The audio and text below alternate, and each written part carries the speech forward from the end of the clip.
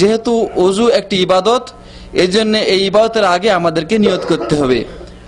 আর এই নিয়তের ক্ষেত্রে যে মানুষ কিছু শব্দ উচ্চারণ করে থাকে, যেমন বিসমিল্লাহিল আলিয়্যিল আযীম, আল ইসলামু হাক্কুন আল কুফরু বাতিলুন, আর ওই ধরনের কি কি শব্দ তারা উচ্চারণ করে থাকে, এগুলি আল্লাহর নবী সাল্লাল্লাহু আলাইহি ওয়াসাল্লামের সুন্নাতের সাথে সম্পৃক্ত নয়, সুতরাং তা পরিত্যাজ্য। প্রথমে অন্তরে নিয়ত করে শুরু করব বিসমিল্লাহ বলে। বিসমিল্লাহির রহমানির রহিম বলারও কোনো প্রয়োজন নাই, শুধু বিসমিল্লাহ বললেই হয়ে যাবে, কারণ হাদিসে এই শব্দটুকুই এসেছে। প্রথমে 2 হাত কবজি পর্যন্ত ধৌত করতে হবে। বিশেষ করে যদি আমি ঘুম থেকে জাগ্রত হই, তাহলে পাত্রে হাত ঢোকানোর আগে হাত দুটিকে কবজি পর্যন্ত 3 বার ধৌত করা উচিত। এবং নবীজি নিষেধ করেছেন, বলেছেন তোমাদের কেহ যদি ঘুম থেকে জাগ্রত হয়, তাহলে সে 2 হাত দুটিকে কবজি পর্যন্ত 3 বার ধৌত না করে যেন পাত্রের মধ্যে না ডুবায়, কেননা সে জানে না তার হাত দুটো কি অবস্থায় রাত কাটিয়েছে। এরপরে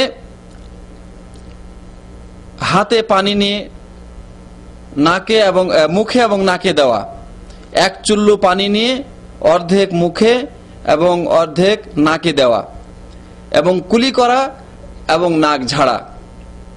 এই কাজটি 3 বার করতে হবে। বুখারী শরীফের রিওয়ায়েতে রয়েছে, মুসলিমের রিওয়ায়েতে রয়েছে এবং তিরমিজির রিওয়ায়েতে রয়েছে, আল্লাহর নবী 1 চুল্লু পানি নিয়ে কুলি করেছেন এবং নাক ঝেড়েছেন।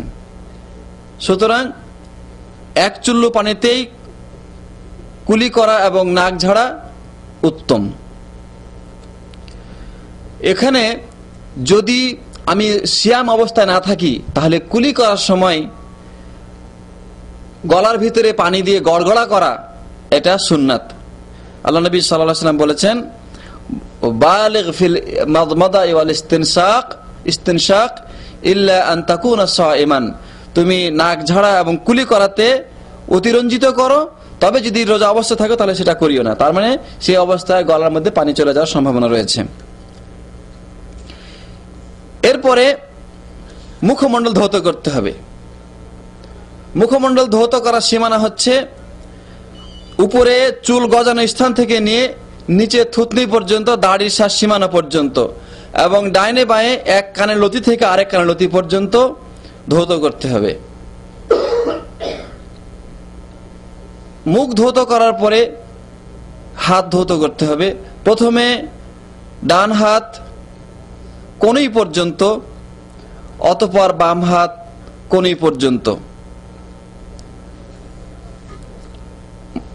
হাত ধৌত হয়ে গেলে মাথা মাসে করতে হবে। মাথা মাসে করার জন্য হাতে নতুন করে পানি নিয়ে ওই পানি ফেলে দিয়ে ভিজা হাত মাথার প্রথম অংশ থেকে শুরু করে পিছনের অংশে নিয়ে যেতে হবে, আবার সেখান থেকে ফিরিয়ে যেখানে শুরু হয়েছিল সেখানে এসে ছেড়ে দিতে হবে। অতঃপর হাতে নতুন করে আবার পানি না নিয়েই 2 তর্জনী আঙ্গুল কানের ছিদ্রের মধ্যে প্রবেশ করিয়ে কানের ভিতরের যে ভাঁজগুলো রয়েছে তার মধ্যে সে আঙ্গুলটিকে ঘোরাতে হবে, অথবা বৃদ্ধা আঙ্গুল দিয়ে কানের বাহির অংশ মাসে করতে হবে। এইভাবে মাথা এবং মাসে হয়ে গেল। অতঃপর প্রথমে ডান পা, তারপরে বাম পা টাকনু পর্যন্ত, অর্থাৎ টাকনু সহ, পায়ের টাকনু সহ ধৌত করতে হবে।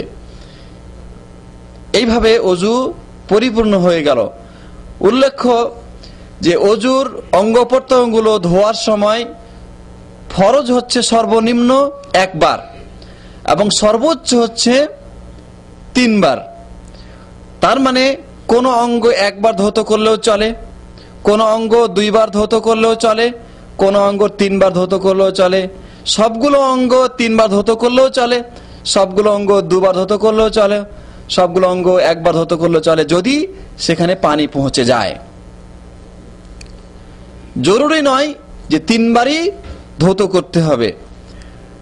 আরেকটি কথা লক্ষণীয় যে অনেকেই ধৌত করতে গিয়ে 3-এর অধিক ব্যবহার করে পানি। তাদের সম্পর্কে হাদিসে বলা হয়েছে যে ব্যক্তি 3-এর অধিক পানি ব্যবহার করবে সে সীমা লঙ্ঘন করবে এবং সে অন্যায় করবে এবং জুলুম করবে। এইভাবে অজু পরিপূর্ণ হয়ে যাবে। অজু যখন পরিপূর্ণ হয়ে গেল তখন শেষে দোয়া পাঠ করতে হবে। দোয়া হচ্ছে এই, আশহাদু আল্লা ইলাহা ইল্লাল্লাহ ওয়াহদাহু লা শারীকা লাহু ওয়া আশহাদু আন্না মুহাম্মাদান আবদুহু ওয়া রাসূলুহু।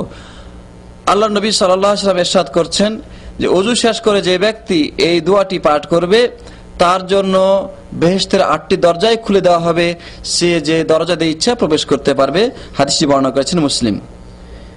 এরপরে এই দোয়া পাঠ করার পর আরো পাঠ করতে পারে, আল্লাহুম্মা জাআলনি মিনাত তাওয়াবিন ওয়া জাআলনি মিনাল মুতাতাহহিরিন।